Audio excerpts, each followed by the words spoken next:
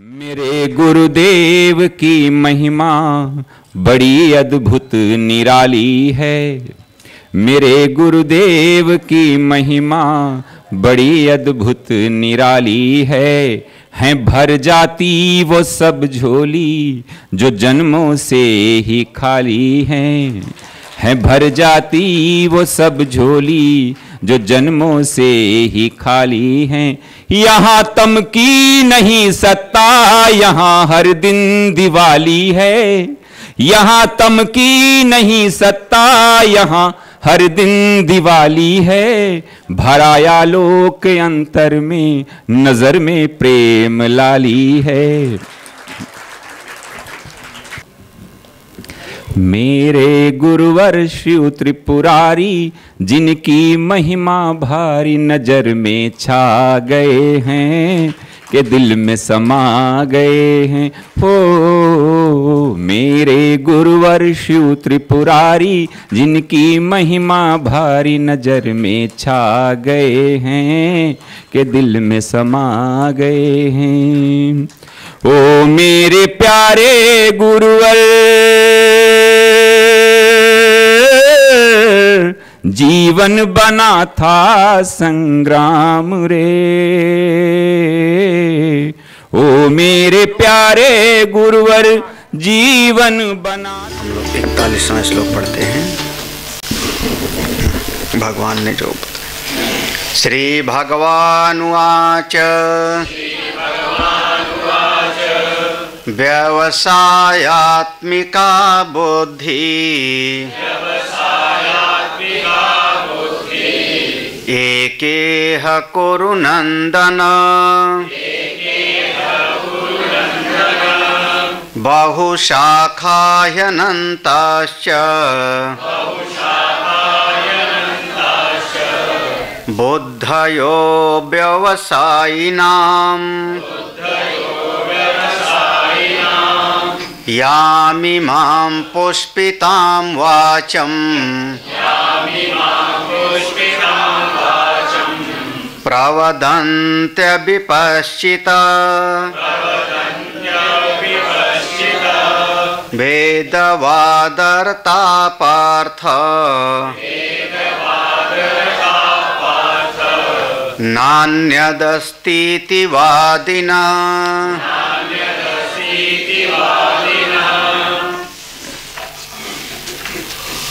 भगवान ने यहाँ पर विषय को अलग अलग किया। अर्जुन, मैंने तुमको अभी कुछ कर्म की बात बताई। युद्ध से पलायन करना तुम्हारे लिए उचित नहीं है, क्योंकि अगर तुम युद्ध से पलायन करते हो तुम्हारा स्वधर्म का नाश हो जाएगा, तुम्हारी अपकीर्ति होगी और तुमको पाप भी लगेगा।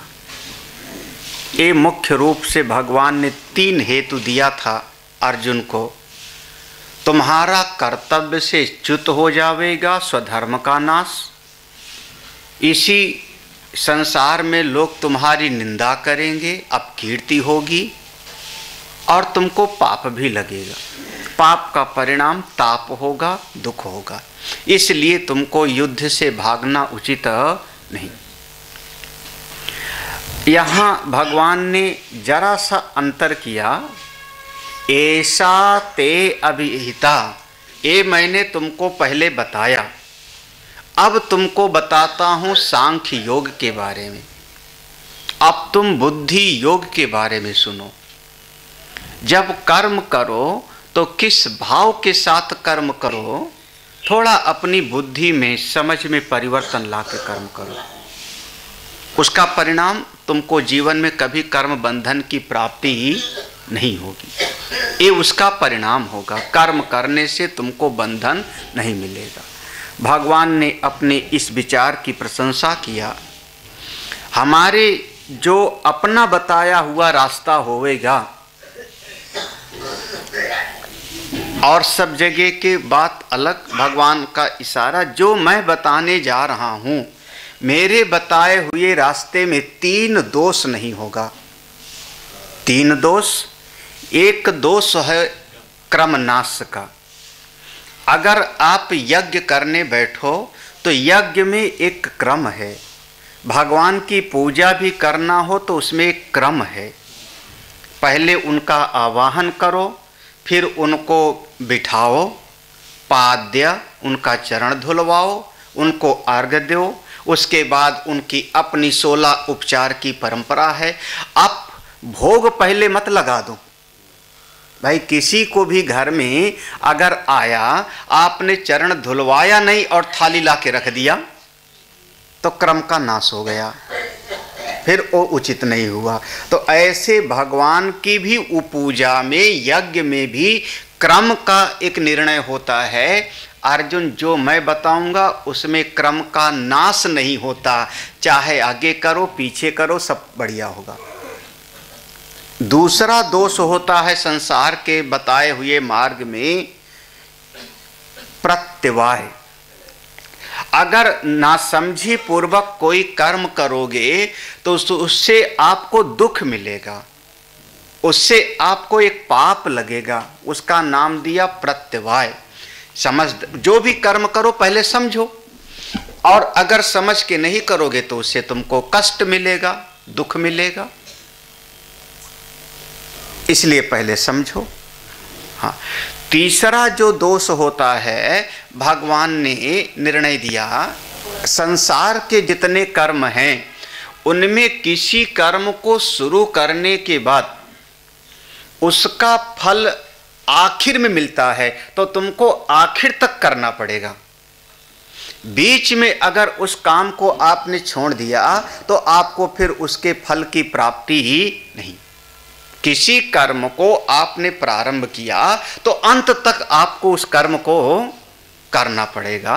हमने सवेरे जैसे कृषि का दृष्टांत लिया, लेकिन साधना के मार्ग में जो मैं बताने जा रहा हूं, इस मार्ग में अगर तुमने पूरा ना भी किया, थोड़ा सा भी किया, तो भी तुम्हारा परम हित होगा, तो भी तुम्हारा कल्याण होगा। तो संसार के बताए हुए रास्ते में और कर्म योग में ये बहुत बड़ा अंतर है। जैसे आप लोग कहते हो हम कर्म तो कर ही रहे हैं, हम तो कर्म कर रहे हैं संसार में, लेकिन संसार वाले कर्म में और भगवान जिसको कर्म योग कहेंगे उसमें ये 3 बहुत बड़ा अंतर हो जाएगा। संसार के कर्म में क्रम नाश होता है, प्रत्यवाय नाम का कष्ट मिलता है और फल का नाश। बीच में छोड़ा तो फल का नाश हो जाता है। लेकिन अध्यात्म में जब निष्काम कर्म योग के मार्ग पर आते हो तो ये तीनों दोष नहीं होता। इसलिए अर्जुन तुमको बताने जा रहा हूं। पहली बात भगवान कह रहे हैं, अपनी बुद्धि में एक लक्ष्य का निश्चय करो। व्यवसायात्मिका बुद्धि, जो हमारी बुद्धि व्यवसायी बनी है, हाँ, इस बुद्धि को एक लक्ष्य वाला बनाओ। क्योंकि जिसकी बुद्धि में बहुत सारी शाखाएं होंगी और बहुत सारी शाखाएं निकल जाती हैं, तरह तरह के विचार आ जाते हैं, ऐसा व्यक्ति साधक नहीं है, अव्यवसायी है। तो भगवान ने कहा एक होता है व्यवसायी और एक होता है अव्यवसायी। अव्यवसायी का मतलब व्यापारी नहीं, हाँ, व्यवसायी का अर्थ यहाँ पर व्यापार नहीं है। अव्यवसायी का मतलब जो है, समझो इसको, व्यवसायी का अर्थ हुआ जिसने समझदारी पूर्वक जीवन जिया है। इसलिए भगवान भास्कर ने कहा निश्चय स्वभाव। व्यवसायी का अर्थ होता है निश्चय स्वभाव, और अव्यवसायी का अर्थ होता है प्रमाण जनित विवेक बुद्धि रहिता नाम, जिसकी बुद्धि में सही सही ज्ञान नहीं, शास्त्र के, सत्संग के, संत के अनुसार ज्ञान नहीं, उसको हम कहेंगे अव्यवसायी। और जिसकी बुद्धि में बिल्कुल सही सही निश्चय पूर्वक ज्ञान है, उसकी बुद्धि को हम कहते हैं व्यवसायी। तो व्यवसायी बुद्धि का मतलब हुआ बुद्धि में एक लक्ष्य का निश्चय करो। सरल सा दृष्टांत दूं, बहुत सरल सा दृष्टांत। हमारे आजकल के एक कुछ नई चर्चा है, विज्ञान के आधार पर लोग पता नहीं कौन कौन सी रिसर्च करते रहते हैं, भगवान जाने। हम सहमत नहीं हैं उससे, हम सहमत नहीं हैं, संत सहमत नहीं हैं, लेकिन पाश्चात्य दर्शन से बहुत सारी बातें हमारे लोग, महात्मा लोग भी बोलते रहते हैं। वो कहते हैं, उनका सिद्धांत क्या है कि अपनी बुद्धि में दमन मत करो। अगर अपनी बुद्धि को आप दमित करोगे तो उसका विपरीत परिणाम आवेगा, ये उनका कहना है। सरल भाषा में उन्होंने कहा प्रकृति के अनुसार विकसित होने दो, बाई नेचर विकसित होने दो। अब उस विकसित होने के अब ये बहुत सारी चीजें हैं। विकसित होने में हमारे सामने कोई ऐसी बात आई, हमने कहा जी नहीं, हम विकसित होने के पक्ष में नहीं हैं, हम अनुशासित विकसित होने के पक्ष में हैं। अनुशासित कह लो, संस्कारित कह लो। अपनी मर्जी से किसी का विकास हमको अच्छा नहीं लगेगा। अपनी मर्जी से अगर आप विकसित होने देते हो बाई नेचर, एक उनका बढ़िया शब्द है, प्रकृति के अनुसार बाई नेचर, तो आप नाखून मत काटो, विकसित होने दो। हाँ, बाल मत काटो, दाढ़ी मत बनाना, क्योंकि प्रकृति के अनुसार उसको विकसित होने दो। और इसका कोई उत्तर नहीं है। प्रकृति है आपकी, पुरुष हैं, ऐसे हार्मोन्स हैं, मेरी दाढ़ी और मूछ निकलेगी, आपके नाखून निकलेंगे, क्यों आप उसको संयमित करते हो? हाँ, हर हफ्ते नाखून दिखाओ, स्कूल में देखा जाता था, क्यों काट रहे हो? बोले जमा नहीं बात तुम्हारे की, अपनी हिसाब से उसको विकसित हो। हम अपने बगीचे में गए, बगीचे में एक पेड़ लगाया, उसमें 50 शाखाएं निकली, कोई इधर जा रही, कोई उधर जा रही, बहु शाखा। हाँ, अब उसकी प्रकृति है, उस वृक्ष की प्रकृति है, हजारों दिशाओं में उसकी शाखाएं निकल रही है, आप उसकी प्रकृति के अनुसार उसको विकसित होने दो। बोले नहीं, हमको पसंद नहीं आया। हमने कैंची उठाई और कैंची उठा करके सवेरे ही उसको इधर से उधर से काट करके हमने उसको अपने हिसाब से गोल बनाया, ऊपर लेके। अगर नीचे की जो अनावश्यक शाखाएं निकल रही हैं, अगर उनको आप काटोगे नहीं, छाटोगे नहीं, तो वह वृक्ष ऊपर की तरफ उठेगा नहीं। समझ रहे होंगे आप, है ना? बस ये है कि इतना मत छांट देना कि पेड़ टूट के गिरी जावे। तो उसमें भी विवेक की जरूरत है। हम विवेक की जरूरत हम हर जगह पर है। तो अगर एक हमने बगीचे में पौधा लगाया, अपनी मर्जी से उसके भीतर शाखाएं निकलती रहेंगी, तो वो पौधे से हमारे लिए अहित होगा, हमारे लिए सही नहीं होगा। ऐसे अपने मन को समझो, अपनी बुद्धि को समझो। ये भगवान का निश्चय। आपकी बुद्धि में 1000 शाखाएं निकलती हैं, नीचे की लाइन देखना, बहु शाखा, बहु शाखा, अनेक शाखाएं। क्या बहु शाखाएं? थोड़ा यज्ञ कर लो, थोड़ा तीर्थ कर लो, थोड़ा व्रत कर लो, थोड़ा जप कर लो, थोड़ा भक्ति कर लो, थोड़ा योग कर लो, थोड़ा वो कर, मतलब आपकी शाखा कितनी हो गई? ये साधना वाला कह रहा हूं, गृहस्थी वाला नहीं। गृहस्थी वाला में तो अनंताश्च, हाँ, गृहस्थी में तो कोई सीमा ही नहीं है, वहां तो अनंत शाखाएं हैं। हमारे भजन में, साधना में तो 4-5 मार्ग हैं, और गृहस्थियों में तो भगवान भला करे। हाँ, हमारे एक महात्मा ने बड़े बढ़िया बात कही, हमको अभी तक याद है वो। उन्होंने कहा महात्माओं को प्रसन्न करना बड़ा आसान है, संतों को प्रसन्न करना बड़ा आसान है। कितने में? बोले प्रणाम करो, इतने में प्रसन्न हो जाते हैं। लाग दया कोमल चित संता, तो दयालु, प्रणाम करो उनको, इतने में खुश, जो चाहो आशीर्वाद ले लो। अभी अभी महात्मा ने श्राप दिया, जा अजगर बन जा। उसने कहा महाराज मैं तो अज्ञानी मूर्ख, क्षमा करो। उन्होंने कहा घबरा मत, कोई बात नहीं, तो उसको भगवान आके उद्धार कर देंगे। वो अजगर को भी भगवान की चरण रज मिल गई।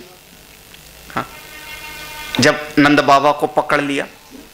हाँ, तो संत का हृदय दयालु है, वो बड़ी जल्दी प्रसन्न हो जाते हैं। लेकिन महाराज संत को कथा सुनाना बहुत मुश्किल है। ज्योतिर्मयानंदा जी को छोड़ के कह रहा हूं आप सत्संग सुनाओ, हरिद्वार में कथा करते हैं ये, हरिद्वार में वो टीवी वगैरह पर भी आता है इनका भागवत सप्ताह, जब हरिद्वार में सुनाते हैं तो। लेकिन संत वहीं पर भंडारा खाएंगे, सत्संग में नहीं बैठेंगे। संत को प्रसन्न करना बहुत आसान है, बड़ी जरा सी बात में, लेकिन उनको शिष्य बनाना, सत्संग सुनाना बहुत मुश्किल है। हाँ? हाँ, महात्माओं की बुराई किया तो हाँ हाँ, दूसरे की निंदा में बड़ा रस है दूसरे की बुराई करे तो दिल बिल्कुल बाग बाग हो गया, कुछ मिला अब तुम्हारी करूं फिर। हाँ, फिर वो संत ने दूसरी बात कही। उन संत ने कहा गृहस्थों को शिष्य बनाना बड़ा आसान है। ये लो, बिल्कुल गृहस्थ को शिष्य बनाना कठिन नहीं है। जरा सा सत्संग सुनाओ, उसका भाव बढ़ा दो, अपने आप को कहेगा महाराज आ जाओ। गृहस्थ को शिष्य बनाना बहुत है, लेकिन गृहस्थ को प्रसन्न रखना बहुत कठिन है। टेढ़ी खीर है, गृहस्थ को प्रसन्न रखना बहुत कठिन है। पूछा ऐसा क्यों महाराज? बोले शिष्य बनना तो आसान है, शिष्य बना लोगे, लेकिन गृहस्थ के मन में हजारों हजार कामनाएं हैं ना। एक कामना थोड़े है, ये कामना के लिए आया था आपके पास में, वो कामना पूरी हो गई तो 3 नई कामना पैदा हो गई, फिर उसके बाद 5 नई कामना पैदा हो गई, और जिस दिन उसकी कामना की पूर्ति नहीं होगी वो कहेगी गुरुजी की इतनी सेवा किया, मेरी इच्छा पूरी ही नहीं, दूसरा गुरु ढूंढो। गृहस्थ को शिष्य बनाना बहुत आसान, लेकिन हमेशा प्रसन्न रखना बहुत मुश्किल है। आप कितना, आप संत को प्रसन्न करना बहुत आसान, क्यों? उसके मन में अनंताश्च। आप पढ़िए नीचे की लाइन, 21वां श्लोक, 41वां श्लोक, बहु शाखा ही अनंताश्च। गृहस्थ के मन में कितनी इच्छाएं हैं उसका भरोसा नहीं। बहुत सारी शाखाएं, अरे बहुत सारी शाखाएं नहीं, अनंत शाखाएं हैं। जब अनंत शाखाएं हैं तो आप भक्त नहीं हो, आप साधक नहीं हो, आप साधक नहीं हो, अब आप परमात्मा तक नहीं पहुंचेंगे।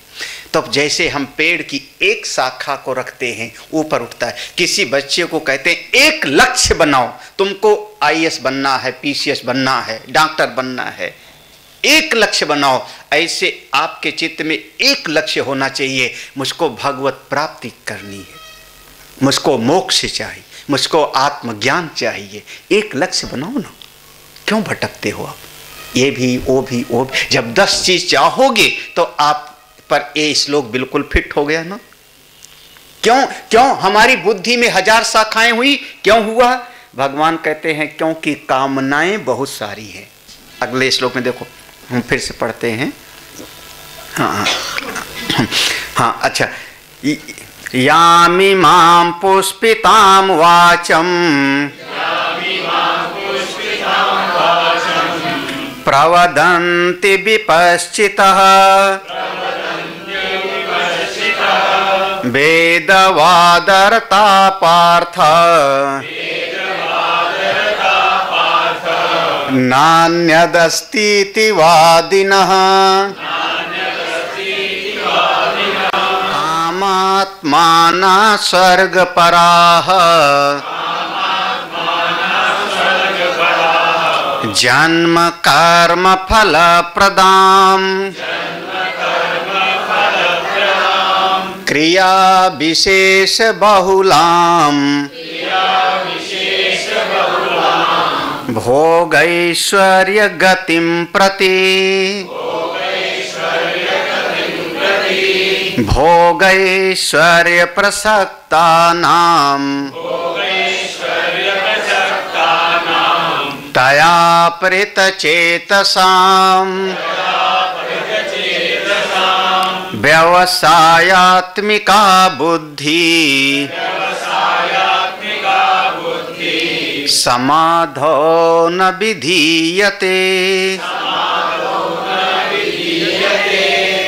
देखो पढ़ना, यहाँ पर संधि विच्छेद करना। इस श्लोक में 42वें श्लोक में प्रवदन्ति अविपश्चिता, वहां पर आगे आ है, संधि से जुड़ गया है तो या बन गया है।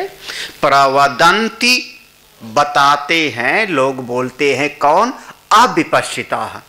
अविपश्चिता माने अल्प मेधावी, मूर्ख लोग, ना समझ लोग, जिनकी बुद्धि थोड़ी अल्प है, थोड़ा बहुत इधर उधर कहीं सुन लिया, ऐसे लोग क्या कहते हैं? देखो अब ऐसे लोग अल्प मेधावी, थोड़ी प्रज्ञा वाले, जिनकी बुद्धि में बहुत सारी कामनाएं भरी पड़ी हैं, कामात्माना। हाँ, यहां से ले आओ, पूरा का पूरा ये तीनों श्लोक एक साथ में है। तो जो अविपश्चित हैं, अल्प मेधावी हैं, जिनकी बुद्धि में ज्यादा बोध नहीं, सत्संग नहीं सुना, संतों की करुणा प्राप्त नहीं किया, ऐसे लोगों के मन में कामनाओं का अंबार है। अगले श्लोक के शब्द को ले आओ, फिर इसको देखते हैं। कामात्माना, फिर उनका दिल क्या है कि इस कामना का सुख यहां भोग लिया, इस कामना का सुख यहां भोग लिया, और जो कामनाएं रह गई उसका फल भोगेंगे स्वर्ग पराह, स्वर्ग में। ऐसी कामना, कुछ कामनाओं का यहां फल भोगेंगे, कुछ कामनाओं का फल स्वर्ग में भोगेंगे। इसीलिए तो चार, और स्वर्ग में भोगेंगे, उसके बाद चूंकि सुना कि स्वर्ग तो पुण्यों के फल का भोग है, पुण्य खत्म हो जाएगा, तो उनका चिंता की क्या बात है, फिर से आएंगे और फिर से आकर के नई कमाई लेके जाएंगे स्वर्ग। भाई आप करते क्या हो? आप होटल में गए, बढ़िया भोगे सुख, बाजार में गए, बढ़िया खाए पिए, जेब का पैसा खत्म हो गया, फिर से घर आए, फिर कमाऊंगा, फिर जाऊंगा। हाँ? यही तो आप कर रहे हो रोज रोज। हाँ, आज होटल में गए, आज बाजार में गए, खाया पिया, पैसा खत्म हो गया, फिर से आएंगे, कमाएंगे, फिर जाएंगे। तो ऐसे ही ऐसे लोग अविपश्चित, अल्प मेधावी, अज्ञानी लोग, थोड़ा ना समझ लोग, जो अपने आप को ज्ञानी भी समझते हैं, कामनाओं का अंबार भी है, स्वर्ग की कामना है, जन्म और मृत्यु से उनको डर नहीं लगता, फिर आएंगे, कमा के जाएंगे, ऐसे लोग दूसरे को भी सुनाना शुरू करते हैं। फिर अब 42वें श्लोक में आओ, अब 42वें श्लोक में, फिर जब दूसरा कोई मिल गया तो उसके सामने बढ़िया बढ़िया लच्छेदार भाषा में पुष्पिताम वाचम, पुष्पिताम माने जैसे मुंह से फूल झड़ रहे हों, मुंह से फूल, हमारा सुनने में अच्छा लगता है। ऐसे लोग फिर दूसरे को भी कहेंगे, ये कुछ खाता पीता है कि नहीं? अरे खा पी ले, यही तो काम आवेगा। ऐसे कहते हैं लोग, जो यहां खाओगे पियोगे, अरे कमाते क्यों हैं? खाने के लिए। हम अपनी कमाई का खाते हैं, किसी दूसरे की कमाई का थोड़ी। अब लगता है खाओ पियो और मौज करो। पाश्चात्य सभ्यता बिल्कुल वो पुष्पिताम, इसको हमने कहा चार वाक, मीठी मीठी वाणी, उनके मुख से जैसे फूल झड़ रहे हैं, वो दूसरे को भी यही सुनाते हैं। और फिर कभी कभी कहेंगे, अरे वेद में ये बात लिखी है, वेद वादरता, वेद में लिखा है। यार कहां तुम बात करते हो? खूब यज्ञ करो, पुण्य कमाओ और सुख भोगो। वेद वार्ता, वेद में लिखा है ऐसा। वेद में पुत्र नहीं है, पुत्र की प्राप्ति के लिए पुत्रेष्ट यज्ञ की चर्चा है कि नहीं? बोले है। राज्य नहीं है, राज्य की प्राप्ति के लिए राजसूय यज्ञ, अश्वमेध यज्ञ की चर्चा है कि नहीं? है। अरे कोई दुश्मन है जिसके कारण हम सुख नहीं पा रहे हैं, तो दुश्मन को मारने के लिए यज्ञ लिखा है कि नहीं? बोले हाँ लिखा तो है। बोले वेद में बताया, वेद वादरता। नौकरी करने वाले तो नहीं है ना यहाँ पे? हैं? दफ्तर में एक प्यार की भाषा होती है।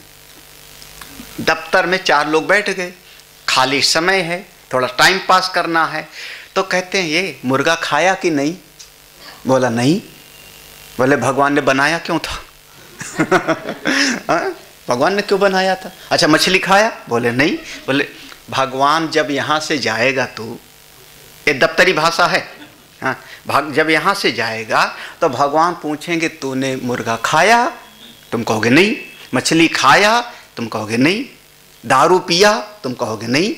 भगवान कहेंगे मूर्ख, जब तुमने कुछ किया ही नहीं तो फिर से जा तू। मतलब खुद भी गिरेंगे नरक में और दो को और भी, लेकिन हम तो डूबेंगे सनम,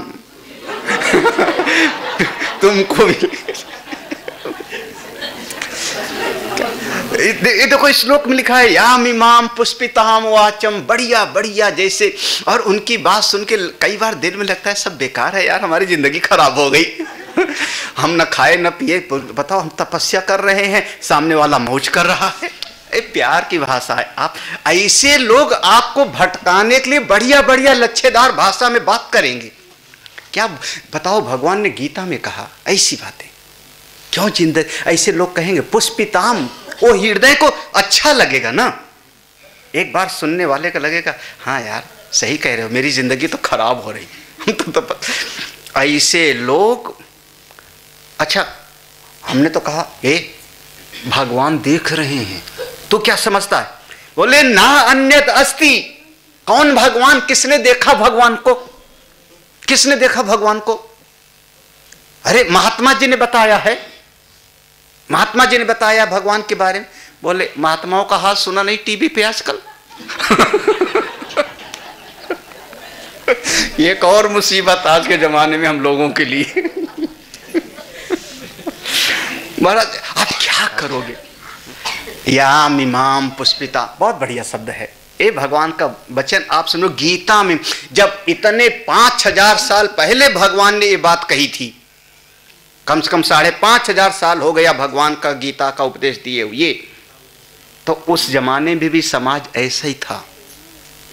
ये मत कहना अब समाज बिल्कुल नीचे चला गया। अरे उस समय भी ना होता तो ये कहना क्यों पड़ता प्रभु को? समाज उस समय भी ऐसे था, अभी भी ऐसे है। अपना उद्धार करना चाहो तो कर लो, अपने आप को आगे बढ़ाना चाहो तो बढ़ा लो। हमारी अपनी श्रद्धा बनी रहे, हमारी विवेक शक्ति जगी रहे, हम ना भटके। पूरे समाज का ठेका परमेश्वर ने ले रखा है। हाँ, तो ये जो बहुत बढ़िया बढ़िया बात कोई कह देते हैं पार्क में सड़क पर बैठ करके, उनसे बच जाओ, उनसे बच जाओ। उनके पास लॉजिक होगा, उनके पास तर्क होगा, उनकी वाणी बहुत अच्छी लगती है सुनने में, पुष्प जैसे फूल झड़ रहे हैं, लेकिन उनके मन में कामनाएं हैं, कामात्मा ना कामनाएं हैं, उसी कामनाओं को मेरे चित्त में डाल रहे हैं। हाँ? खुद कामना से ग्रसित हैं और बढ़िया बढ़िया बात कह करके तुम आओ मेरे से नाम दान ले लो, तुमको सीधे स्वर्ग में पहुंचा देंगे। महाराज पहले सर्टिफिकेट दिया जाता था, मरने के बाद तुमको वहां पहुंच जाएंगे, प्रमाण पत्र। पागल लोग हाँ? नहीं समझ पाते। हाँ? स्वर्ग पर अजन, और फिर उसके बाद लगा देंगे काहे में, अब ये काम कर लो, अब इसको करना, क्रिया विशेष बहुलाम, बहुत सारे कर्मों में जोड़ देंगे। बस दो चीज में, ऐश्वर्य और भोग, भोग ऐश्वर्य गति, बस दो चीज। ये तुम्हारे पास इतना बढ़िया देखो महल है, इतना बढ़िया चीज है, इतना बढ़िया ऐश्वर्य है, और इतना मैं सुख भोगता हूं। आपके पास क्या है महाराज? मेरे पास बढ़िया गाड़ी है, मेरे पास बढ़िया लोग हैं, जब मैं सड़क पर चलता हूं तो सड़क पूरी साफ, साए साए करते हुए। अरे बाबा आप क्या हो, है ना? एक लाल बत्ती के लिए तो आदमी जो है न जाने कितना पापड़ बेलता है। लाल बत्ती मिल जाए नहीं लगा, ये मेरा ऐश्वर्य है, आपको क्या पता। जब मैं चलता हूं तो मेरे चारों तरफ 10 जो है वो पुलिस वाले लगे रहते हैं। महाराज उनको चैन से खाना भी पैसे कैसे खाते होंगे, लेकिन जिंदगी तो ये है, पैसा है तो एक दूसरी मुसीबत तो ये है। लेकिन उनका महाराज इसी में तरह से भोग ऐश्वर्य, ये ऐश्वर्य है, ये ऐश्वर्य है महाराज। ऐश्वर्य, दूसरा ऐश्वर्य, दरवाजे पर पहुंचे तो सामने बिल्कुल सबसे पहला साक्षात्कार होता था काला काला बड़ा सा कुत्ता से। हाँ? ऐश्वर्य है महाराज, ऐश्वर्य। ऐश्वर्य देखो, आप उनसे बात करो। हमारे गुरुदेव बड़े प्यार से घंटे भर समझाते थे इस बात को, हाँ, ऐश्वर्य के बारे में। जब पश्य में योग मैश्वरम, जैसे श्लोक आया, गुरुदेव बिल्कुल भाव में आ जाते थे। फिर सत्संग उत्संग का टाइम हो, घड़ी उड़ी देखना भूल जाते थे। Once upon a time I, मैं एक बार की बात है, मैं एक भगत के यहाँ पर गया, ओ आई, भोजन का निमंत्रण था। जैसे दरवाजे पर आए स्वामी जी, टाइम हो गया, मैं आया बाहर, काली सी लंबी चमचमाती car. Swami ji, this is your car. क्या दिखा रहे हैं? ऐश्वर्य। हाँ, अब वो गुरुदेव जितना ड्रामा करते थे हम नहीं कर उसका। आप कभी YouTube पर से डाउनलोड करके देख लो, वैसे टीवी पर नहीं सुनाई पड़ेगा। उसके बाद कार में बैठे, वहाँ से पहुँचे, जैसे दरवाजे पर एक महल के सामने गाड़ी खुड़ी, 2 चौकीदारों ने सैल्यूट किया, दरवाज़ा खोला, अंदर गए, गाड़ी से उतरे। उतरते ही सबसे पहले कुत्ता आया। Swami ji, this is my Doberman. आदमी ऐश्वर्य के लिए परेशान है। ऐश्वर्य, ये मेरा ऐश्वर्य है, ये मेरा भोग है। ऐ भोग ऐश्वर्य गतिम प्रति, बस इतने में एक काम करता हूँ, इतना मेरे पास है, इतना काम करता हूँ। ऐसे लोग भ्रमित करते हैं हमारे समाज को। हमारे पास इतना है, तुम्हारे पास क्या है, तुम क्या हो? ऐसे लोग बहुत सावधानी समझना। भगवान 44वें श्लोक पे निकल जाओ। भोग और ऐश्वर्य में जिनकी बुद्धि चिपकी हुई है और भोग और ऐश्वर्य ने जिनके चित्त को खींच लिया है, अपहृत चेतसाम, भोग और ऐश्वर्य, इतना हमारे पास है, इतना ऐश्वर्य है, इतना मैं सुख भोगता हूं, चित्त को जिसने डाल दिया है, ऐसे लोगों को कभी भी शांति की प्राप्ति नहीं होगी। हाँ, उसी के लिए परेशान रहोगे। उस ऐश्वर्य को संभाल। देखो, संसार में संबंध बनाना बहुत आसान है। अब संबंध बनाने में कठिनाई नहीं है। आप सड़क पर घूमने जाओ, किसी से भी प्यार से बात करो, आपसे मित्रता हो जाएगी। ट्रेन में मित्रता हो जाती, आदमी अपना कार्ड देता है, मोबाइल नंबर देता है, लेता है। ट्रेन तक में मित्रता बनाने में, संबंध बनाने में कोई ज़्यादा समस्या नहीं। उस संबंध को बनाए रखने में तकलीफ होती है। हाँ, संबंध बनाने में तो एक क्षण लगता है, लेकिन उस संबंध को बनाए रखने के लिए वो हमारा ध्यान रखे, हम उसका ध्यान रखें, और उसमें बहुत परेशानी होती है। हाँ, किसी भी संबंध को, पति पत्नी का संबंध हो, माँ बेटे का संबंध हो, भाई भाई का संबंध हो, उस संबंध को बनाए रखने में बहुत दुख है। जीव उसको नहीं समझ पाता। और वही एक समय तो बहुत अच्छा लगा, मेरा मित्र है, इस मित्र को देखे बगैर मुझको चैन नहीं। साल भर के बाद ही वो मित्र दुश्मन के जैसे लगने लगता है। क्या लगता है? सुग्रीव और बाली में कितना अपनापन था। उसमें रामायण पढ़िए, किष्किंधा कांड में वर्णन आएगा, कितना अपनापन था वो बताता है।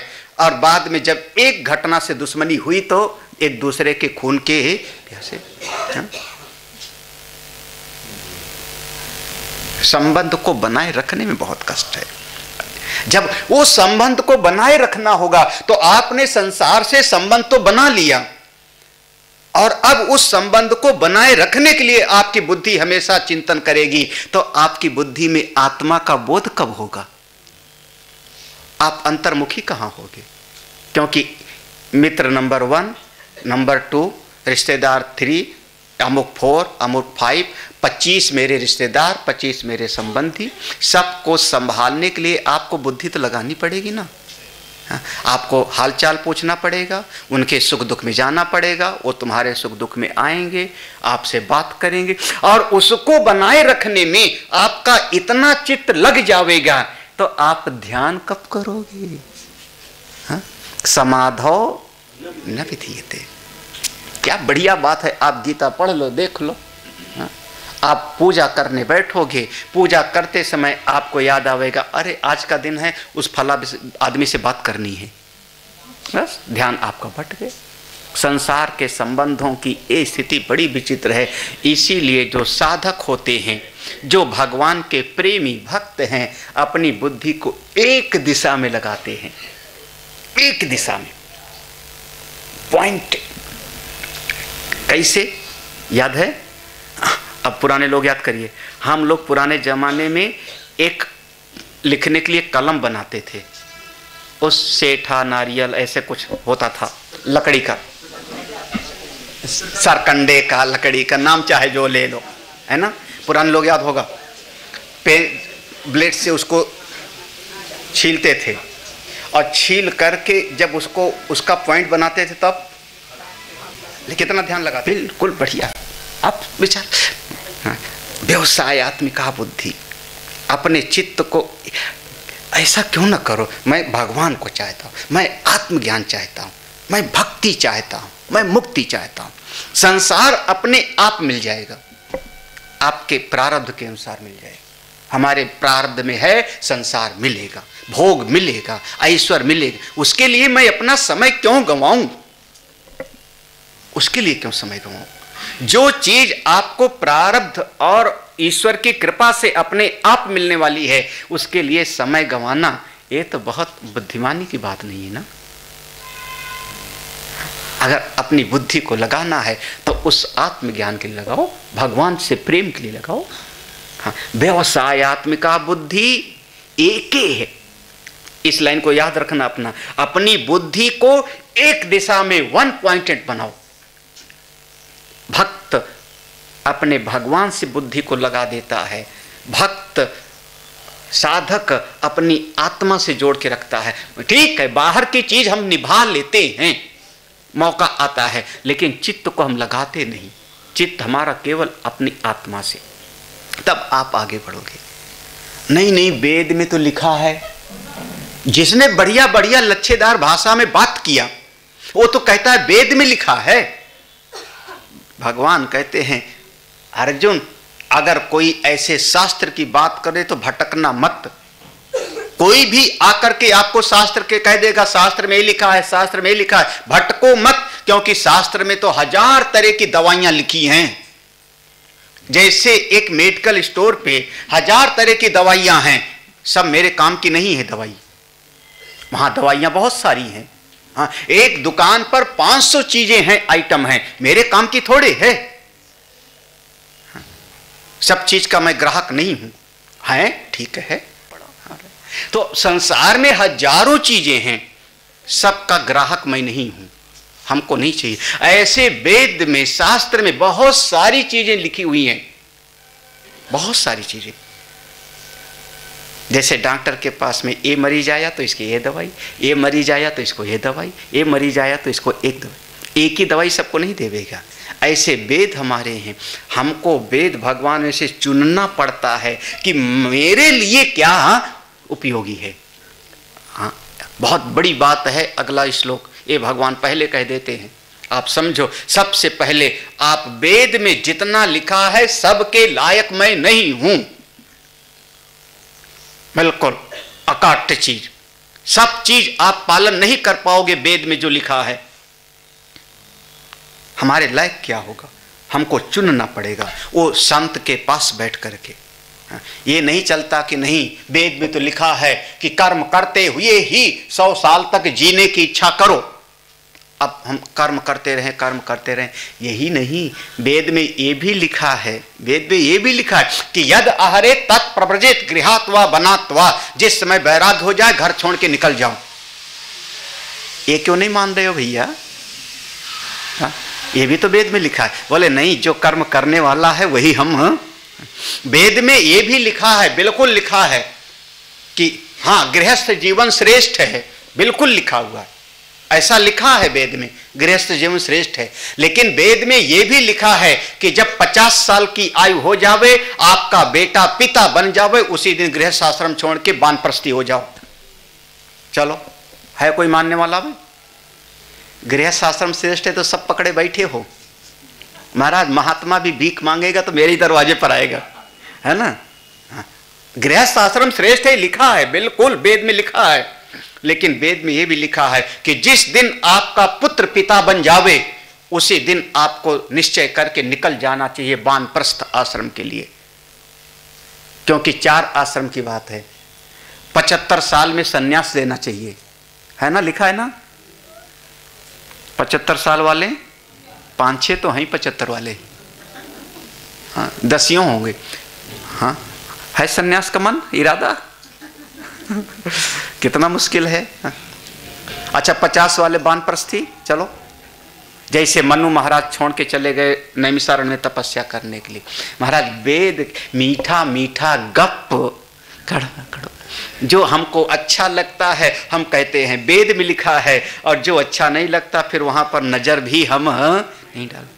इसीलिए संत के पास बैठ के समझो। अगला श्लोक बहुत बढ़िया है, उपदेश है, वो सूत्र है, कौन सा उपाय है। त्रैगुण्ड विषया भेदाः निस्त्रैगुण्यो भवार्जुन निर्द्वन्द्वो नित्यसत्त्वस्थो निर्योगक्षेमयात्मवान्। अर्जुन त्रैगुण्ड विषया वेदाः, जो हमारे वेद हैं वो 3 गुणों के आधार पर हमको उपदेश देते हैं। सत्वगुणी हो तो ऐसा काम करो, यज्ञ करो, रजोगुणी हो तो ऐसा यज्ञ करो, तमोगुणी हो तो ऐसा करो। सत्वगुणी कामना है तो ऐसा करो, रजोगुणी कामना है तो ऐसा करो, तमोगुणी कामना है तो ऐसा। लेकिन सभी वेद में ज्यादातर 3 गुणों की चर्चा है। 3 गुण का, सत्वगुणी हो तो सोम यज्ञ करो, बृहस्पति 100 नाम का यज्ञ करो। रजोगुणी हो तो राजसूय यज्ञ करो, अश्वमेध यज्ञ करो। तमोगुणी हो तो अभिचार यज्ञ करो, मारण उच्चाटन यज्ञ करो। ये सब वर्णन है, बिल्कुल ज्यों का त्यों वर्णन है। आप सत्वगुणी हो तो देवता की स्तुति करो, सूक्त गाओ। रजोगुणी हो तो यक्ष गंधर्व की सूक्त हैं, उनको प्रसन्न करो, उसकी स्तुति गाओ। अर्जुन इसके चक्कर में मत पड़ो। हो गया, बहुत हो गई कहानी। 50 साल मेरे बीत गए ये 3 गुणों के भीतर चक्कर काटते काटते। आप क्या करो, भगवान कहते हैं निस्त्रय गुण्यो भव। एक मेरा आशीर्वाद है, आप सुखी भव, चिरंजीवी भव। भगवान कहते हैं निस्त्रय गुण्यो भव, आप 3 गुणों के पार चले जाओ। तमोगुण में तो रहना ही नहीं है, रजोगुण में भी समस्या है, सत्व गुण भी बांधता है। 3 गुणों से पार चले जाओ। अगर सामर्थ्य है, संत के पास बैठ करके सीखे हो तो ऊपर उठ जाओ। तत्र वेदा अवेदा भवति, उस एक अवस्था में जहां पर वेद अवेद हो जाते हैं। निस्त्रय गुण, 3 गुणों के पार जाओ। नहीं मैं तो सत्व गुण में बहुत देख लिया, सत्व गुण बहुत कर लिया, रजोगुणी, अब मुझको 3 गुणों के पार जाना है। ठीक, सत्वगुणी रहोगे देवता बन जाओगे, रजोगुणी रहोगे मनुष्य बन जाओगे, फिर से जन्म मृत्यु। तमोगुणी रहोगे तो भूत पिशाच बेताल बन जाओगे। अब मुझको 3 गुणों के पार, वो कला सीखो, उस कला को हमको सीखना है। भोजन पकना कौन सा गुण है, सत्वगुणी की रजोगुणी? हाँ, अगर भगवान के लिए भोजन पका रहे हैं तो वाह बड़े बुद्धिमान हो, बड़ी जल्दी बदले। लेकिन भोजन पकाना भी सत्वगुणी भी हो सकता है, रजोगुणी भी हो सकता है और तमोगुणी भी हो सकता है। दोनों बातें हैं। अच्छा विचार, तो 3 गुणों के पार जाना है हमको।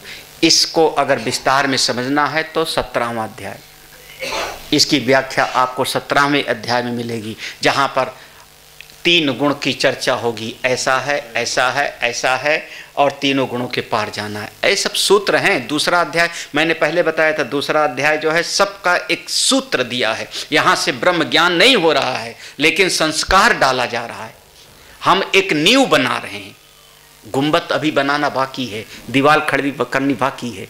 इसका विस्तार 17वें अध्याय में होगा। हे अर्जुन निर्द्वंद्वः, तुम द्वंद्व से रहित हो जाओ। सवेरे भी यही चर्चा किया था हम लोगों ने। सुख दुख हानि लाभ विजय पराजय सब में सम रहो। नित्य सत्वस्था। अपने अंतःकरण को अगर तीनों गुणों के पार नहीं ले जा सकते हो तो सत्व गुणी तो बनाए ही रखो, तमोगुणी तो कभी भूल के बनने मत दो।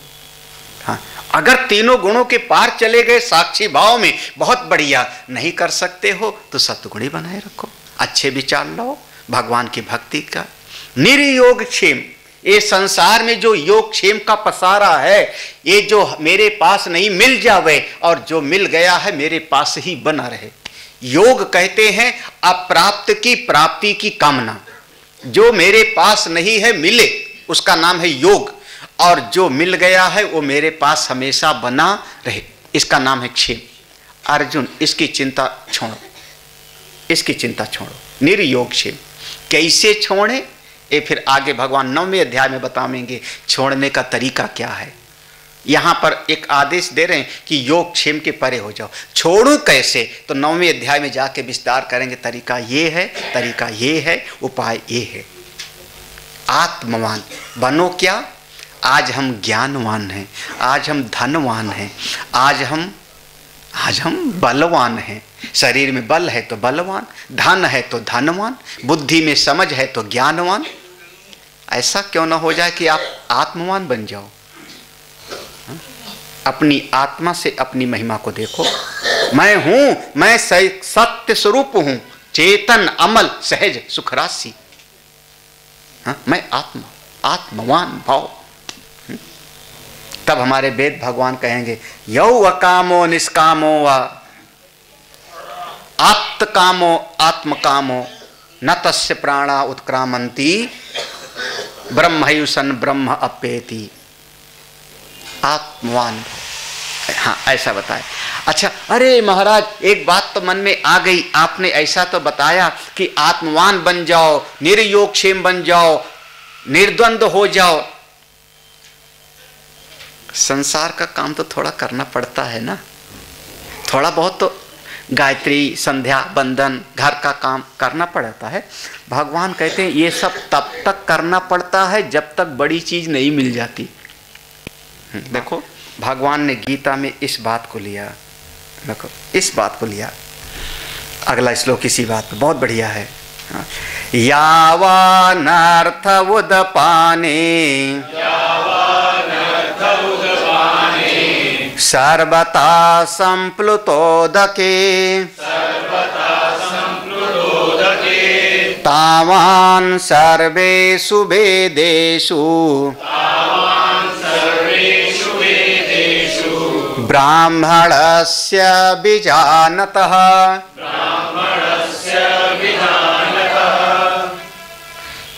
यावत् अर्थ उदपाने, उदपाने माने जल।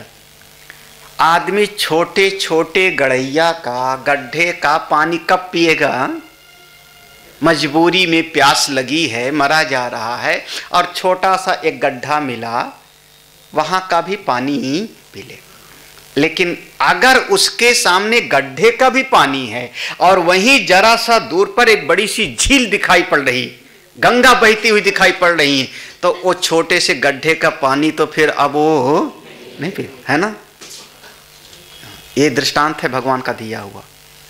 यावान अर्थ उदपाने सर्वतः सम। जैसे एक आदमी बड़े सरोवर को पा जाने के बाद छोटी मोटी गड्ढे से उसका कोई प्रयोजन नहीं रहे, ऐसे ही तावान सर्वेश, यावान तो तावान, ऐसे ही ये वेदों में जो तीन गुणों की चर्चा है, वेदों में जो ऐसा अमुम यज ऐसा यज्ञ करो, ऐसी देवता की स्तुति करो, ऐसे देवता को प्रसन्न करो, वो देवता तुम्हारी मनोकामना को पूरा करेगा, ये सारी जितनी बातें हैं, तब तक जीव इसमें भटकता है जब तक उस परब्रह्म को वो नहीं जान लेता। वो परब्रह्म गंगा के जैसे हैं, परब्रह्म झील के जैसे हैं, हाँ, छोटी मोटी गड़ैया के जैसे अमुक देवता अमुक देवता अमुक देवता, तमाम तरह के देवता। और हम देवताओं के पास क्यों जा रहे हैं? क्योंकि उस परम सत्ता को हम अभी पहचाने ही नहीं। और जब एक बार वो परम सत्ता मेरी अपनी हो जाए तो इन छोटी मोटी चीजों से हमारा कोई प्रयोजन नहीं। जब कोई बड़ा श्रेष्ठ मिल गया तो हमको नीचे वाले से कोई प्रयोजन नहीं रहा। हमने ना जाने कितने महात्माओं के पास हम बैठे होंगे। कुंभ हर साल कुंभ जाते थे। जब कुंभ होता था हम प्रयाग का कुंभ जाना, इस आश्रम में उस महात्मा के उस बात में कब तक प्रयोजन है, जब तक परम सत्य वाले से परिचय नहीं हो गया तब तक। यहाँ भटका वहाँ भटका वहाँ भटका वहाँ भटका, एक बार उस परम सत्य से अनुभूति हुई तब फिर छोटे मोटे ठीक है, उनको मेरा थैंक्स है, मेरा लाख लाख प्रणाम है उनको, उन्होंने मुझको आगे बढ़ाया। लेकिन मैं चिपक के नहीं बैठूंगा वहीं पर। एक बच्चे को अगर क्लासरूम अच्छा लगा, क्लासरूम की टीचर बहुत अच्छा लगा, और वहीं पर अगर वो हमेशा पढ़ा रहे, इसका मतलब अब वो अकल वाला नहीं है ना। वो टीचर बढ़िया पढ़ाता है, बिल्कुल बढ़िया पढ़ाता है, क्लासरूम भी बढ़िया है, एसी रूम है, लेकिन समझदारी इसमें है कि उस क्लास से ऊपर उठ के दूसरी क्लास में जाओ, उसके बाद तीसरी क्लास में जाओ। अगर तुम वहीं पड़े रह गए तो तुम अभी विवेकवान नहीं हो, अभी समझदार नहीं हो। तब तक वेद में जितने कर्म कांड बताए गए हैं तो 90% पूर्व मीमांसा वो कर्म प्रधान है, पूरी तरह से कर्म प्रधान। और कर्म के कारण क्या होगा, आप यज्ञ करो, आहुति करो, आपके मन में कामनाएं हैं उनकी पूर्ति होगी, बिल्कुल होगी, लेकिन चित्त आपका शांत नहीं होगा। क्यों? समाधौ ना विधीयते, भोग ईश्वर प्रसक्ता नाम समाधौ ना विधीयते। तो अब आगे बढ़ो। अरे आप ईश्वर की कृपा है, गीता सुनने को पा रहे हो। हम लोग तो पापड़ बेलने के बाद पाए, हाँ, दुनिया भर के धक्के खाने के बाद मिला। आप लोगों को तो ना घर छोड़ना पड़ा, ना बाल बच्चे, हाँ, रुपया भी छोड़ना नहीं पड़ता। वही आदमी जाकर के 200 रुपए की शराब की बोतल खरीदेगा, 25 रुपए 30 रुपए की पत्रिका खरीदेगा, सरिता और कादम्बिनी, 4 रुपए का अखबार खरीदेगा रोज। क्या सामर्थ्य है भगवान के मार्ग। अब फिर हम कहते हैं ज्ञान टिकता नहीं महाराज। महाराज दिल में हंसते हैं, तुमने त्यागा कितना जो टिका। शेरनी का दूध मिट्टी के पात्र में नहीं टिकेगा। शेरनी का दूध अगर चाहिए तो आपको स्वर्ण पात्र ही चाहिए। ये ब्रह्म विद्या टिकेगी कैसे पात्र में? वो पात्र तो बनाओ, अपने मन को तो ऐसा अच्छा बनाओ, फिर वीर बनो। ना अयम आत्मा बलहीन न लभ्या, आत्मज्ञान की प्राप्ति कमजोरों को नहीं होती। बनो, फिर देखो कैसे नहीं टिकता। तो भगवान कहते हैं ये सब का सब तब तक जरूरत है इसकी जब तक वो श्रेष्ठ नहीं मिल जाता, बड़ी चीज नहीं मिल जाती। जब परम चीज मिल जाती है उसके बाद छोटी चीज से जो कोई रस हमारा नहीं। आपको बढ़िया कार मिल जावे, बढ़िया कार, कौन सी बढ़िया कार होती है? हाँ, अच्छा, मर्सिडीज कार मिल जावे तो आपको मारुति 800,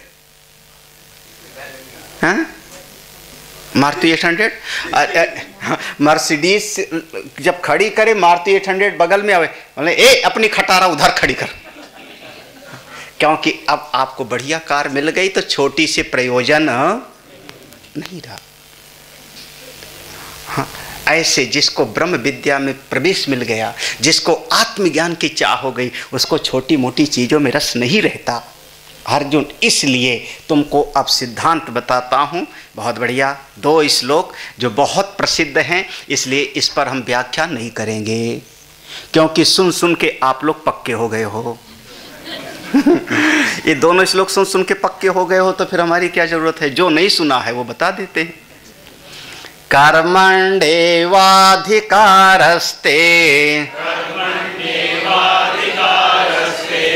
मा फलेषु कदाचन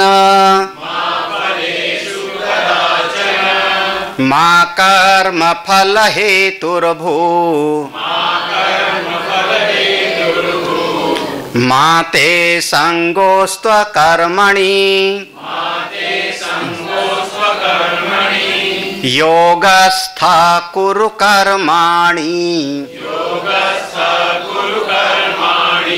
संगम त्यक्त्वा धनंजय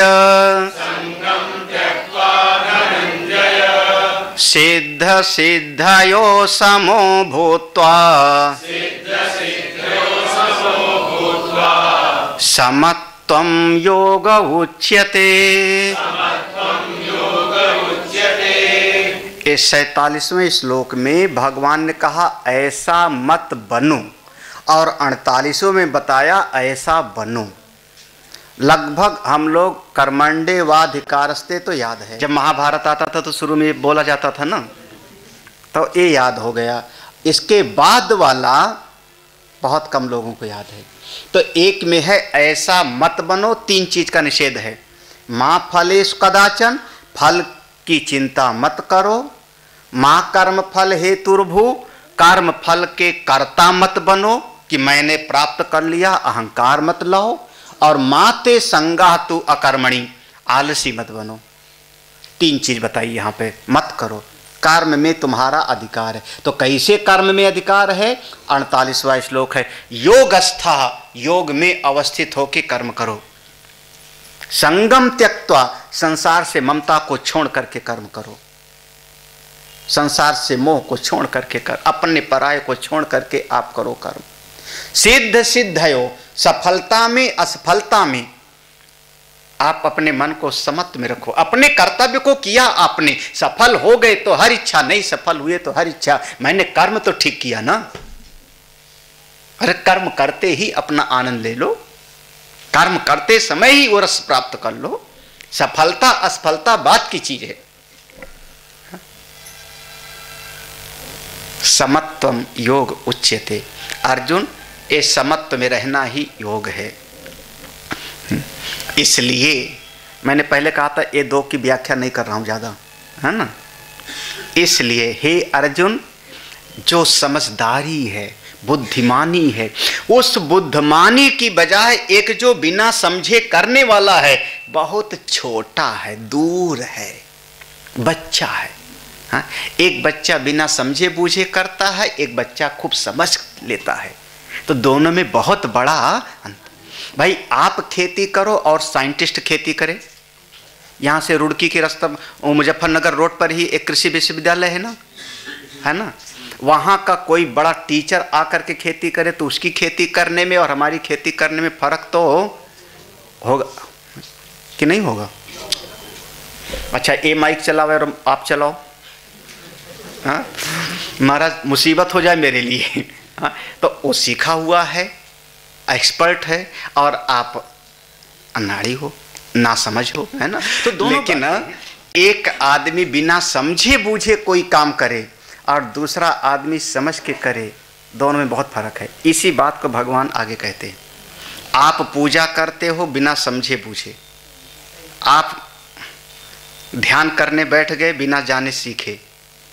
हाँ, संसार में आपने ट्रेनिंग किया, विद्यालय में आपको ट्रेनिंग कराया गया, है ना। पुलिस वालों को दौड़ा दौड़ा के, हाँ, पूरा राइफल ऐसे उठा के पूरा ग्राउंड का 5 चक्कर काटो, वो भी 5 किलो की राइफल। भगवान के काम में आ गए तो कोई ट्रेनिंग की जरूरत नहीं। बोले फिर गड़बड़ हो गया। देखो अगला श्लोक पढ़ो। हाँ, इस बात को कहते दूरेण ह्यवरम कर्मा बुद्धि योगात धनंजय बुद्धो शरणमन्विच्छ कृपणा फल हेतवः। संधि विच्छेद करना। दूरेण ही अवरम, अवरम ही धन अवरम, दूरेण ही अवरम कर्म बुद्धि योगात। बुद्धि योग से, बुद्धि योगात पंचमी है, बुद्धि के ज्ञान की बजाय जो बिना समझे कर्म करते हैं बहुत दूर है। बचपने की बात है, मतलब समझ करके काम करना, ज्ञान पूर्वक कार्य करने से नासमझी पूर्वक जो करते हैं वो बहुत दूर की बात है, बहुत दूर की बात है। इसलिए अब आप लोग बिना कभी सीखो पूजा कैसे करना है, कभी सीखो जाप कैसे करना है, कभी सीखो अभी मत कहना कि हमको सब आता है, यही गड़बड़ी है। सब आता है और जाप करते पूजा करते भी मन शांत नहीं, तो फिर आता कैसे है? फिर आता कैसे है? हाँ, हमने तो दादा दादी को देखा, जैसे वो करते थे हम करने लगे, नाना नानी जैसे करते थे वैसे हम करने लगे। हम तो देख देख के, हमने सीखा कहाँ, ट्रेनिंग कहाँ लिया। इसीलिए साधना शिविर हम लोग, वो ट्रेनिंग होता है, साधना शिविर कैंप, वो हम लोगों की ट्रेनिंग है। जो सब साधना शिविर में चलो सीखो, पहले ध्यान में कैसे बैठना है, जाप कैसे करना है, तो वो सब होता है, वो सब हम लोग कराते हैं कभी कभी। अपने आप करने की बजाय, हाँ, बुद्धौ शरणम अन्विष्य, आज्ञा है, आदेश है, ये आदेश है, ये तीसरा विभाग। बुद्धौ शरणम अन्विच्छ, हे अर्जुन इसलिए बुद्धि की शरण में जाओ, ज्ञान की शरण में जाओ। कुछ करने की बजाय पहले ज्ञान की शरण में जाओ। पहले बच्चे को हम कहते हैं पढ़ो लिखो, बाद में करना, तुम पहले समझो। बिना समझे आप करने जाओगे, समस्या पैदा होगी। भगवान ने कहा बुद्धौ शरणम अन्विच्छ, बुद्धि की शरण में जाओ। और अगर तुमने ज्ञान नहीं प्राप्त किया, फल हेतवा छोटे मोटे फल के लिए तुमने काम करना शुरू कर दिया, अरे जब तक समझेंगे पढ़ेंगे तब तक कुछ कमा लेंगे दुकान पे बैठ के, तो तुम कृपण हो। कृपणा, छोटे मोटे फल के लिए जो इधर उधर लग जाता है वो कृपण होता है। आपको अगर बड़ा चाहिए तो बुद्धि की शरण में जाओ। रस कितने सारे बच्चे जो है 10-10 साल तक लगे रहते हैं, पढ़ूंगा पढ़ूंगा, IAS बनूंगा, PCS बनूंगा। वो चाहे तो कहीं 25,000 की नौकरी मिल जाएगी उनको, ऐसा नहीं कि 25,000 की नौकरी नहीं मिलेगी, 30,000 की नौकरी नहीं मिलेगी, लेकिन जूझ रहा है, नहीं पढ़ूंगा पढ़ूंगा पढ़ूंगा लिखूं। क्यों? क्योंकि बुद्धि हमारी ठीक हो। तो आप अपनी बुद्धि को आप मांझो बिल्कुल अच्छी तरह से, बुद्धि को बढ़िया बनाओ। आप समझो गीता जी में क्या लिखा है, ना समझ में आवे संत के पास बैठ के पूछो। अरे हम नहीं मिलते मेरठ में, कम से कम आप किसी भी संत के पास चले जाओ, कोई नहीं तो अनंतानंद के पास चले जाओ आश्रम में। लेकिन अपनी बुद्धि को पैनी बनाओ, सूक्ष्म से सूक्ष्म बनाओ। दृश्यते त्वग्रया बुद्धिया, जिसकी बुद्धि सूक्ष्म होती वही पकड़ पाता है। कितनी सूक्ष्म होवे, कितनी सूक्ष्म होवे। गुरुदेव हमारे कहते थे, गुरुदेव हमारे बहुत बढ़िया बात कहते थे, सूक्ष्म इतनी कि जैसे वो नाई होता है, नाई के यहां पर उस तरह है, पहले लोहे का होता था, अब तो ब्लेड आ गई, उस तरह लोहे, वो लोहे का उस तरह बहुत पैना होता था, अगर गले पर लग जाए तो गला कट जाता था, बहुत पैना। लेकिन उसके बाद भी नाई जब दाढ़ी बनाने चलता था तो 2-3 बार ऐसे ऐसे, हाँ ऐसे से करता था, पहले हाथ पर करता था। हम पूछे भैया उस तरह तो तेरा पक्का है भैया पैना, फिर हाथ पे क्यों कर रहा है? तो कहता है कि थोड़ा और धार इसकी बढ़िया कर।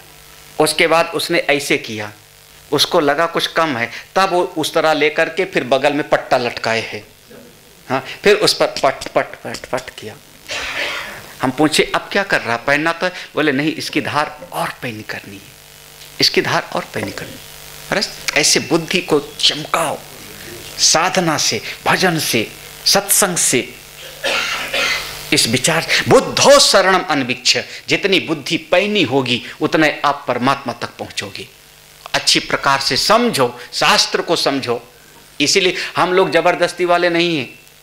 गीता सामने रखी है, एक एक श्लोक हम पढ़ रहे हैं, आपको पढ़ा रहे हैं, देख लो, समझो। ना समझ में आवे आप क्रॉस क्वेश्चन कर सकते हो, बाद में कहीं बैठ रहे हैं पूछ सकते हो। बुद्ध और शर्मण, छोटे मोटे फल के लिए जो छोटी मोटी चीज में अटक जाएगा वो बड़ी चीज से वंचित, और जो बड़ी चीज से वंचित हो गया उसी को कृपण हमने कहा। इस प्रसंग का आखिरी श्लोक, इस पूरे प्रसंग का आखिरी श्लोक है। भगवान की आज्ञा है, बुद्धि युक्तो जहाति उभे सुकृत दुष्कृते तस्माद् योगाय युज्यस्व योगः कर्मसु कौशलम् अर्जुन जो बुद्धि योग से जुड़ जाएगा, ज्ञान योग से जुड़ जाएगा, बुद्धि युक्त, बुद्धि योग से ज्ञान योग से जुड़, वो जहाती, जहाती माने मार देगा, काट देगा। किसको? यहीं पर रहते रहते, यहीं रहते रहते काट देगा। किसको? सुकृत दुष्कृत, पाप और पुण्य। सुकृत माने पुण्य, दुष्कृत माने पाप। पाप और पुण्य के बंधन को काट देगा। जैसे तलवार का काम काट देना होता है, ऐसे पाप पुण्य का लेखा जोखा बंधन कट जाता है। इसलिए तस्माद, इसलिए अर्जुन योगाय युज्यस्व, तुम बुद्धि योग से जुड़ो, क्योंकि योगः कर्मसु कौशलम। हाँ, ये स्कूलों में दीवार पर लिखा होता है, योगः कर्मसु कौशलम। थोड़ा सा इस पर हम लोग कल चर्चा करते हैं, लेकिन आज यहाँ पर इसलिए अर्जुन तुम ज्ञान से जुड़ो, बुद्धि योग से जुड़ो। और एक प्रश्न किया था किसी ने, जन्म मृत्यु से कैसे छूटे, ऐसे था ना प्रश्न, बढ़िया प्रश्न था कि जन्म मृत्यु से छूटने का, जबकि गीता में ऐसा लिखा है 27वें श्लोक में, हाँ, जो पैदा होगा वो मरेगा। तो अगले श्लोक में वही आया, जन्म बंध विनिर्मुक्ता, अगले श्लोक में आ रहा है, तो सवेरे आ जाएगा वो, इसलिए सवेरे आना पड़ेगा, पर नहीं आ पाते। अब वो सब अगला 51वें श्लोक है, 51 नंबर वाला श्लोक है, उसी में लिखा है जन्म बंध। तो सवेरे तुम नहीं आओगे तब मैं इसको नहीं सुनाऊंगा, जिसका प्रश्न तो नहीं आएगा तो नहीं सुना। बोले वृंदावन बिहारी लाल की जय। इसलिए अगर मुझको कहना हो तो क्या कहूँ, निस्त्रैगुण्यो भव। संसार में जो बहुत मीठा मीठा बोलते हैं उनसे बचो। हाँ? याद आया पुराना गाना, मीठी मीठी बातों से बचना जरा, दुनिया के लोगों में है बस मीठी मीठी, बहुत बढ़िया बढ़िया लोग बात करते हैं। अरे मान लो लाल कपड़े में बैठ के कोई बहुत मीठी मीठी बात करे, आप अपने विवेक को जगाओ ना। भगवान जब कह रहे हैं कि बुद्धि योग में जाओ, बुद्धो शरणम अन्विच, तो आप जैसे सब्जी की दुकान पर छांट लेते हो बढ़िया बढ़िया, कपड़े की दुकान पर छांटते हो, ये ठीक नहीं। तो ऐसे सत्संग में भी थोड़ा छांटो ना, क्यों नहीं छांटते हो? अपने विवेक को जगाओ। जिसका विवेक जगा है उसके लिए कोई समस्या नहीं, और ना समझ तो हर जगह धोखा।